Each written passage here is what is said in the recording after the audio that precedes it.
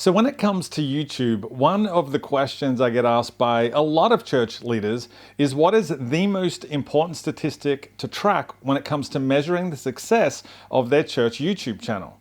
And it's a great question because YouTube provides Google-level analytics that are in-depth and detailed. And when you first get into your YouTube Creator Studio, there are so many different metrics to measure that it can be hard to know which ones actually count.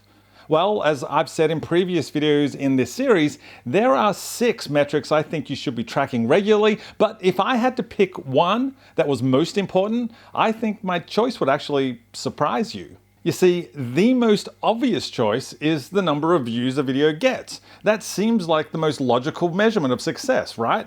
But I think the key metric above all others is CTR.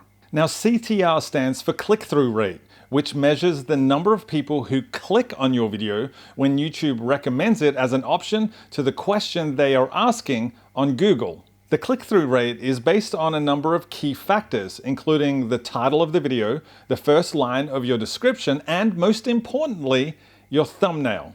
The bottom line is, if no one is clicking on your video, then you are not getting any views. In this way, your click-through rate will make or break the success of your video.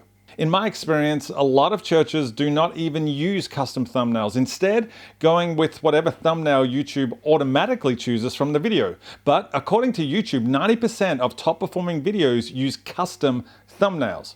So what are the things that make a successful thumbnail? Well, first, I highly suggest using faces if applicable. While it's not a hard and fast rule, in general, thumbnails with faces get better click-through than thumbnails without faces. Second, use a photo with high contrast. Photos with high contrast just stand out more at the small size most people see a video's thumbnail. Third, I suggest using a consistent layout and colors. This helps establish your channel's brand and positioning.